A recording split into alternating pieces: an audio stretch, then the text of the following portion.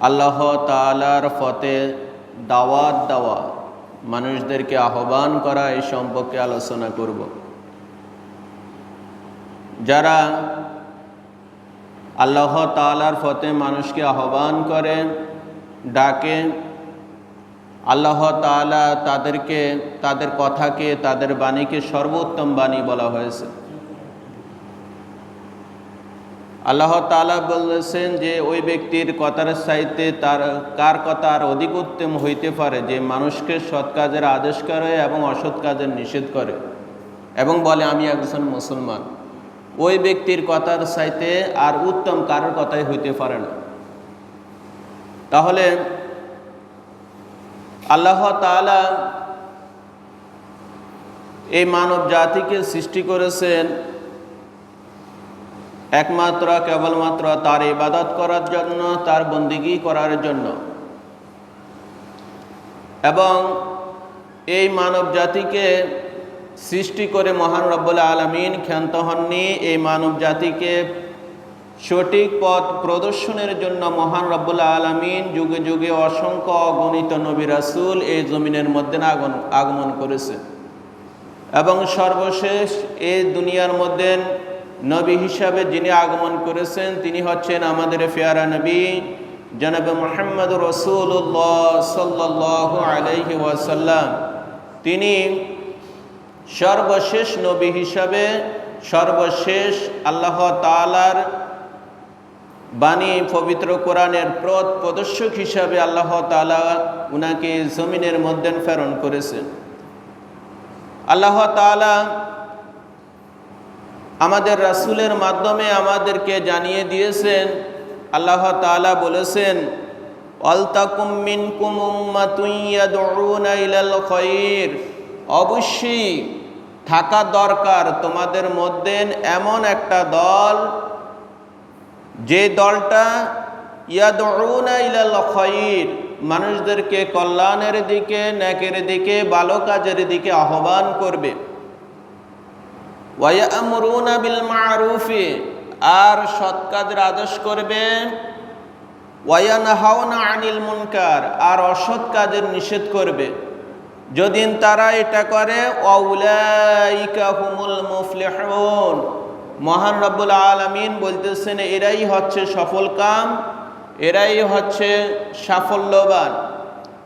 তাহলে এই আয়াতের মাধ্যমে মহান রব্বুল আলামিন আমাদেরকে যে মেসেজ দিয়েছেন যে তোমাদের মধ্যে এমন একটা দল, এমন একটা জাতি থাকা দরকার যারা মানুষদেরকে সৎ কাজের আদেশ করবে এবং অসৎ কাজের নিষেধ করবে। এখন এই দলটা কারা? এই দলটার মধ্যে অনেকে বলেছেন ওই সময় আউস এবং খাজরাজকে উদ্দেশ্য করে আল্লাহ তাআলা এই কথা বলেছেন। আবার অনেকে বলতেছেন না, প্রত্যেক যুগে প্রত্যেক সময়ে এমন একটা দল থাকা ফরজ, যে দলটা সব সময় মানুষদেরকে দ্বীনের পথে, ভালো কাজের দিকে, কল্যাণের দিকে আহ্বান করবে। এরকমের একটা দল সবসময় থাকা উচিত। এখন এই দলের মধ্যে এই দায়িত্বটা, এই সৎ কাজের আদেশ করা এবং অসৎ কাজের নিষেধ করা, এটা হচ্ছে ফরজে কেফায়া। একটা মুসলিম জাতি থেকে, একটা মুসলিম গোষ্ঠী থেকে যদি একটা দল এইভাবে সবসময় মানুষকে সৎ পথের দিকে আহ্বান করে এবং অসৎ কাজের নিষেধ করে, তাহলে বাকি ব্যক্তিরা এই ফরজে কেফায়া দায়িত্ব থেকে মুক্ত হয়ে যাবে। যদি কোনো ব্যক্তি এই দায়িত্ব পালন না করে তাহলে পুরা জাতি, পুরা উম্মত গুনাহগার হবে। একটা দল অবশ্যই থাকতে হবে যারা সৎ কাজের আদেশ করবে, অসৎ কাজের নিষেধ করবে। কিন্তু কেউ যদি এই দায়িত্ব পালন না করে তাহলে সর্বসম্মতিক্রমে সকল ব্যক্তি, সকল মানুষ গুনাহগার হবে। এই জন্য একটা দল থাকা দরকার, একটা দল। এবং কিয়ামত পর্যন্ত আল্লাহ তাআলা এইভাবে তার জমিনের মধ্যে তার দ্বীনকে, ধর্মকে টিকিয়ে রাখার জন্য একটা দলকে তিনি এইভাবে সবসময় নির্বাচিত করে রাখবেন, যারা তার দিকে মানুষদেরকে আহ্বান করবে, মানুষদেরকে তার দিকে ডাকবে। এই কারণে আল্লাহ তাআলা বলতেছেন ওয়ালতাকুম মিনকুম উম্মাতুন ইয়াদউনা ইলাল খায়র, আর থাকা আবশ্যক তোমাদের মাঝে এমন একটা দল, এমন একটা জাতি, ইয়াদউনা ইলাল খায়র, যারা মানুষদেরকে কল্যাণের দিকে, নেকের দিকে আহ্বান করবে, ওয়া ইয়ামুরুনা বিল মা'রুফ, আর সৎ কাজের আদেশ করবে। এখন সৎ কাজের যে আদেশ করা, সৎ কাজের আদেশ করাটা এটা অত্যন্ত সওয়াবের কাজ, এক অত্যন্ত নেকের কাজ, অত্যন্ত পুণ্যের কাজ। যে ব্যক্তি সৎ কাজের আদেশ করবে এবং অসৎ কাজের নিষেধ করবে, আল্লাহ রাসূল এর ব্যাপারে অনেকগুলা হাদিস বর্ণনা করেছেন। এদের মর্তবা, এদের ফজিলত আল্লাহ তাআলার নিকট, আল্লাহ রাসূলের নিকট অনেক বেশি। এটা অত্যন্ত সওয়াবের কাজ। তবে যে ব্যক্তি মানুষদেরকে আহ্বান করবে, সে হইতে হবে যেই বিষয়ে তাকে নিষেধ করবে, বাধা দিবে, ওই বিষয়ে সে অবগত হইতে হবে। যেমন নামাজ না পড়লে গুনাহ হবে, আপনি এই ব্যাপারে অবগত আছেন, তাহলে আপনি যারা নামাজ পড়ে না তাদেরকে নামাজের ব্যাপারে অবহিত করেন, নামাজের দিকে তাদেরকে আহ্বান করেন, নামাজের দিকে তাদেরকে ডাকেন। আপনি জানেন রোজা না রাখলে গুনাহ হবে, রোজার ব্যাপারে আপনি অবগত আছেন, এর শাস্তির ব্যাপারে আপনি অবগত আছেন, তাহলে যারা রাখে না তাদেরকে আপনি এই দিকে আহ্বান করেন। মোট কথা, আপনি যাকে সৎ কাজের আদেশ করবেন অথবা অসৎ কাজের নিষেধ করবেন, যেটাই করেন ওই ব্যাপারে আপনার জ্ঞান থাকতে হবে, বুঝ থাকতে হবে, যে ভালো মন্দের জ্ঞান আপনার থাকতে হবে। যদি আপনি ভালো মন্দ বুঝি, সঠিক এবং মিথ্যা, এই দুইটার মধ্যে আপনি ফারাক করে মানুষকে আহ্বান করতে পারেন, তাহলে আপনি সৌভাগ্যবান ব্যক্তি হবেন। যদি আপনি মানুষকে সঠিকভাবে আহ্বান করতে পারেন, তাহলে আপনি সফল কাম। আর যদি সঠিকভাবে আহ্বান না করতে পারেন, আপনি মানুষদেরকে গোমরাহের দিকে আহ্বান করেন, তাহলে আপনিও জাহান্নামী হবেন, আপনার অনুসারী যারা হবে তারাও জাহান্নামী হবে। এই কারণে সৎ কাজে আদেশের ব্যাপারে, সৎ কাজের দিকে মানুষকে আহ্বান করার ক্ষেত্রে আপনার অসীম ধৈর্য এবং সহিষ্ণু থাকতে হবে। ধৈর্য যদি আপনার না থাকে, তাহলে আপনি এই কাজের জন্য পারফেক্ট নয়। কেননা আপনি যখন মানুষকে আহ্বান করবেন সতের দিকে, ভালোর দিকে, তখন কোনো ব্যক্তি আপনাকে কটু কথা বলতে পারে, কোনো ব্যক্তি আপনাকে অসৎ ভাষায় গালিগালাজ করতে পারে, আপনার উপর জুলুম, নির্যাতন, জেল এবং শেষ পর্যন্ত আপনার জানও চলে যেতে পারে। এরকমের বিপদের সম্মুখীন হবার সম্ভাবনা রয়েছে। এই কারণে অবশ্যই আপনি খেয়াল রাখতে হবে, এই পথে আপনি যতক্ষণ অগ্রসর হবেন, তখন পাহাড় পরিমাণ ধৈর্য আর সহ্য নিয়ে আপনি সামনে অগ্রসর হইতে হবে। এই বিষয়ে অবশ্যই লক্ষ্য রাখি, সামনে যখন অগ্রসর হবেন তখনই আপনি সফল কাম হবেন। মানুষের নিকট দাওয়াতি কাজ করা, দাওয়াত পৌঁছিয়ে দেওয়ার আপনার শুধু দায়িত্ব, কিন্তু কোনো মানুষকে সঠিক পথের দিকে নিয়ে আসা এই দায়িত্ব আপনার নয়। কেউ যদি নামাজ না পড়ে, আল্লাহ তাআলার কোনো ফরজ হুকুম লঙ্ঘন করে, আপনি তাকে শুধু আদেশ করবেন, নিষেধ করবেন, এটা করিও না, এটা করো, কিন্তু যদি সে না করে, তার জন্য সে নিজে দায়বদ্ধ, সেই জন্য সে নিজের শাস্তি ভোগ করবে। কিন্তু আপনি যদি তাকে জোর করি বাধ্য করার আপনার প্রয়োজন নাই, জোর করে বাধ্য করার প্রয়োজন নাই, আপনার দায়িত্ব শুধু পৌঁছিয়ে দেওয়া, এটাই আপনার দায়িত্ব। এই কারণে যারা সৎ কাজের আদেশ করবে এবং অসৎ কাজের নিষেধ করবে, এরাই হবে সর্বোত্তম ব্যক্তি। এখন অসৎ কাজের যে সমস্ত বিষয় আমাদের সমাজের মধ্যে আছে, যে সমস্ত গর্হিত কাজ রয়েছে, ওই সমস্ত কাজের ব্যাপারে অবশ্যই আপনি মানুষদেরকে বারণ করতে হবে, অবশ্যই মানুষদেরকে নিষেধ করতে হবে। এখন আপনি কিভাবে নিষেধ করবে, কিভাবে বারণ করবেন, এই ব্যাপারে একটা হাদিস বর্ণিত হয়েছে।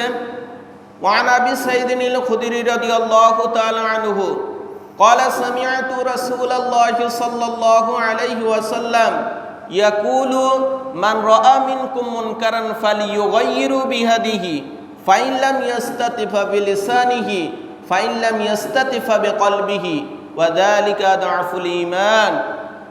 হযরত আবু সাঈদ খুদরি রাদিয়াল্লাহু তাআলা থেকে বর্ণিত, তিনি বলেন, আল্লাহ রাসূল সাল্লাল্লাহু আলাইহি ওয়াসাল্লাম বলেছেন, যে ব্যক্তি কোনো মন্দ কাজ দেখার পরে সে যাতে তা হাত দ্বারা প্রতিহত করে, ফাইল্লাম ইয়াস্তাতি ফাবিলিসানিহি, হাত দ্বারা যদি না পারে তাহলে সে যাতে মুখ দ্বারা সেটা প্রতিবাদ করে।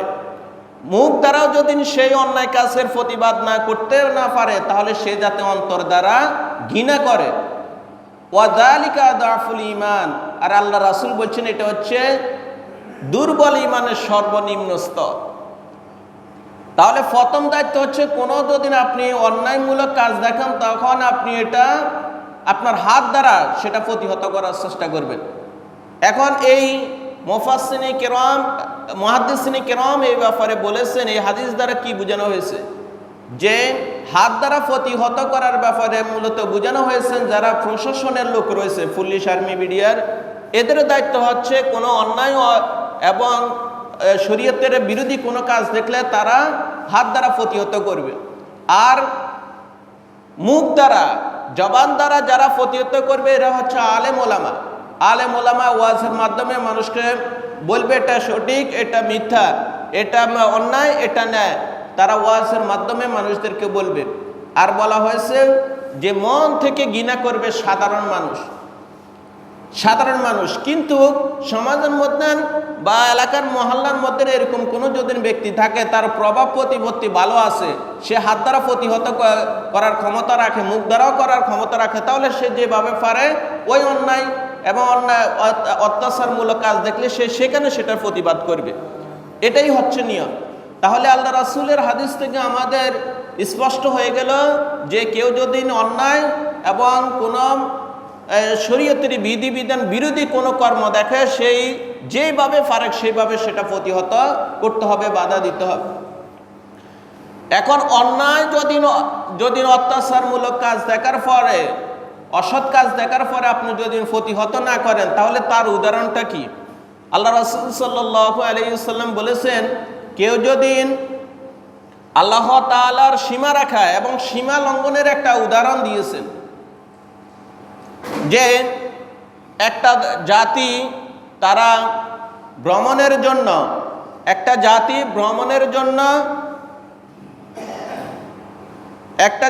ভ্রমণের জন্য তারা নৌকা থেকে বের হয়েছে, নৌকায় বের হয়েছে। এখন নৌকার মধ্যে আরোহণ করবে ওই যাত্রীর দলের মধ্যে 2 তলা বিশিষ্ট একটা নৌকা।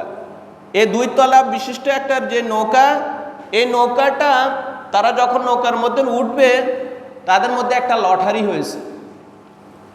এখন এই লটারির মাধ্যমে একটা দল উপরের তলার মধ্যে, আরেকটা দল নিচের তলার মধ্যে। এখন নিচতলার মধ্যে যারা ওই নৌকার মধ্যে, নিচতলার মধ্যে যারা বসে রয়েছে, যারা অবস্থান করে, তাদের পানির যখন প্রয়োজন হয় তখন তারা উপরের তলার সেখানে গিয়ে সেখান থেকে পানি আনে। এখন পানি এই রেগুলার যখন এইভাবে পানি আনতেছে, তখন উপরের তলা যারা আছে তারা একটু বিরক্ত বোধ করে, যে প্রত্যেক দিন আমাদের এখান থেকে আসি পানি নেয়, তারা একটু বিরক্ত বোধ করতেছে।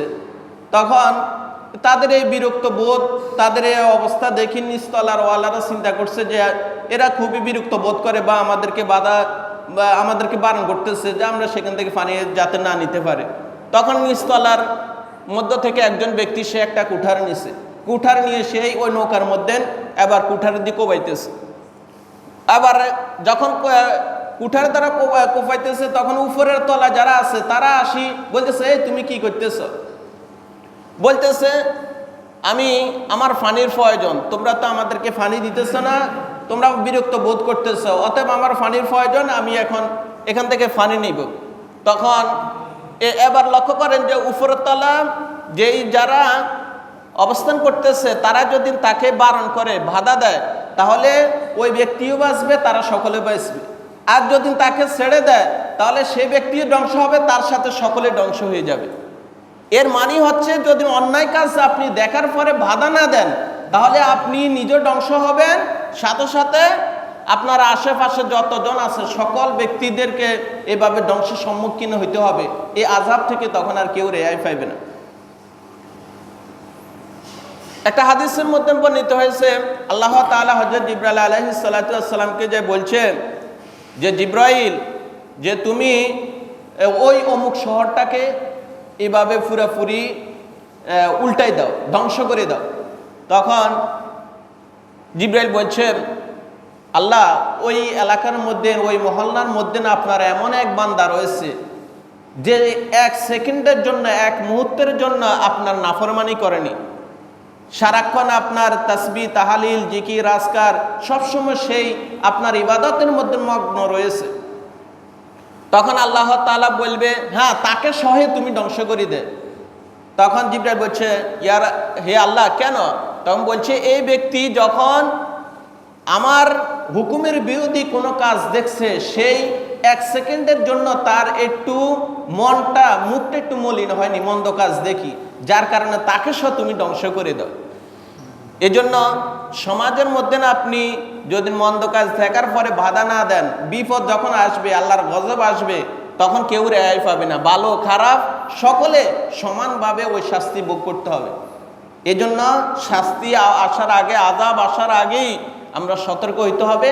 আমরা সকলকে এইভাবে যারা অন্যায় কাজ করবে, যারা এর খারাপ কাজ অসৎ কাজে লিপ্ত হবে, আমরা আমাদের সাধ্য অনুযায়ী তাদেরকে বাধা দেওয়ার চেষ্টা করব। আমরা আমাদের সাধ্য অনুযায়ী সেটা প্রতিহত করার চেষ্টা করব।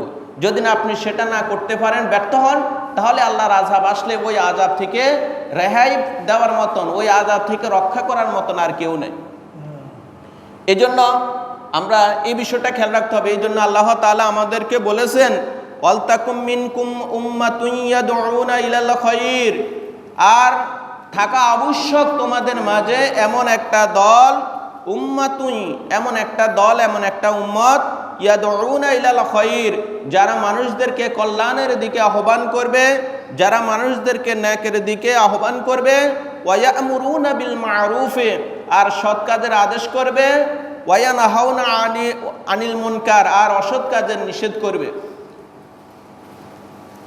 হযরত আম্মা জান আয়েশা রাদিয়াল্লাহু তাআলা থেকে একটা হাদিস বর্ণিত হয়েছে, আল্লাহ রাসূল সাল্লাল্লাহু আলাইহি ওয়াসাল্লাম বলছেন পূর্বেকার একটা জাতি ছিল, তাদেরকে আল্লাহ তাআলা আযাব দ্বারা ধ্বংস করে দিয়েছে। তাদের সংখ্যা ছিল মাত্র 18,000।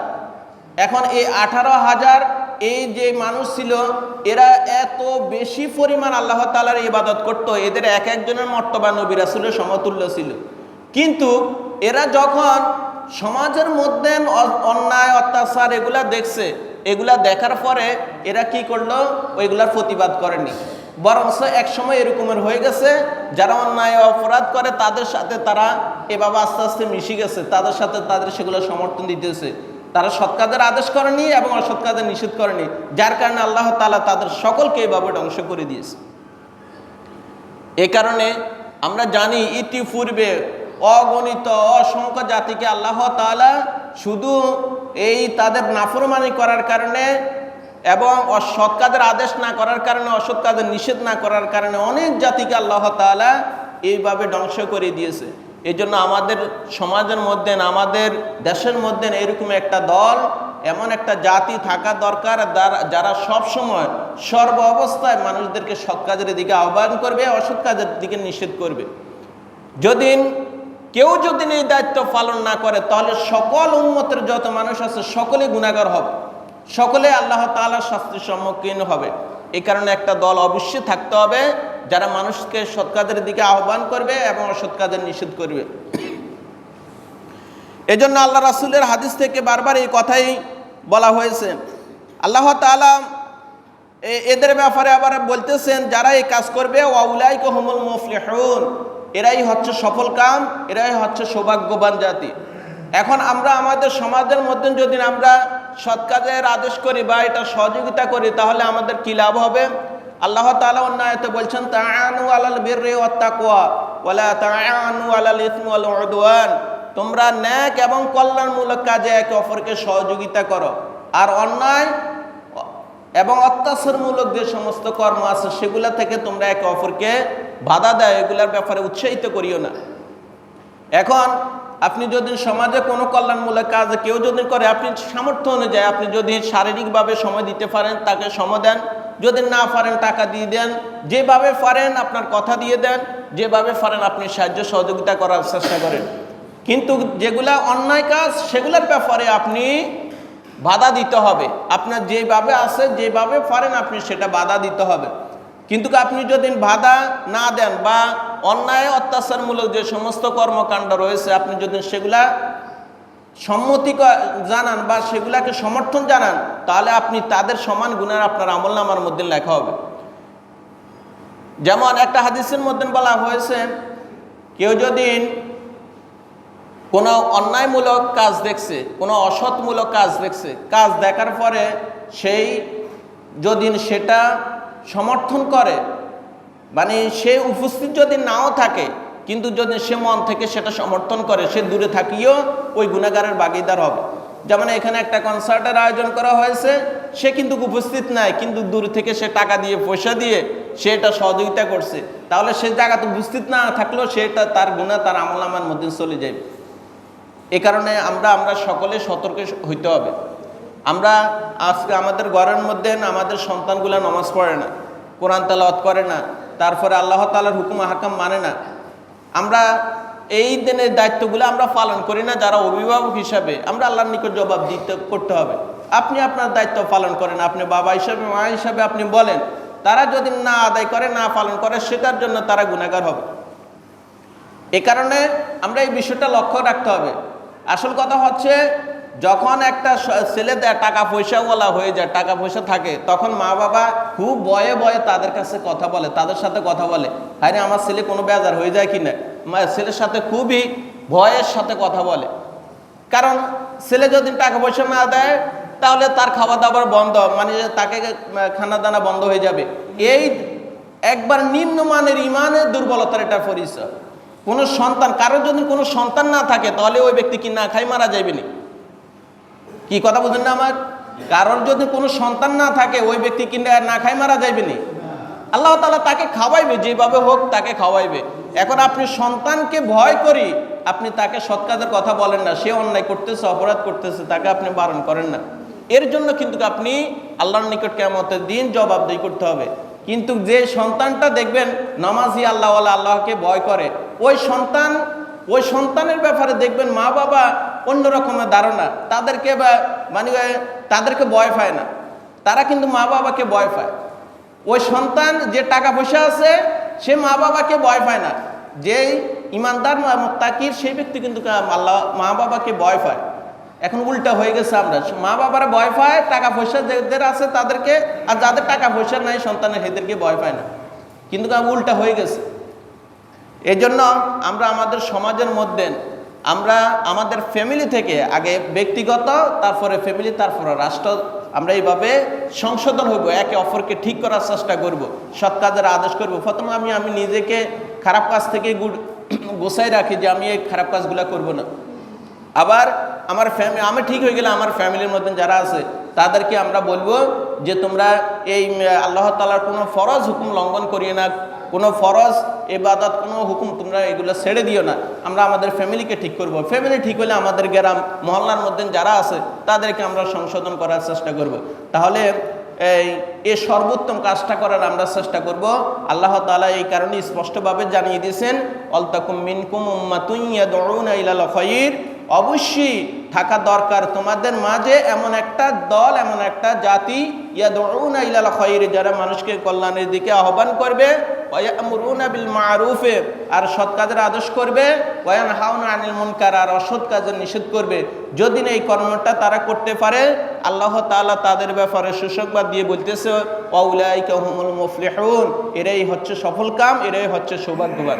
আল্লাহ পাক আমাদের সকলকে তার দ্বীনের পথে মানুষকে আহ্বান করার, ডাকার তৌফিক দান করুন। আমিন। ওয়া মা তাওফিক ইল্লা বিল্লাহ।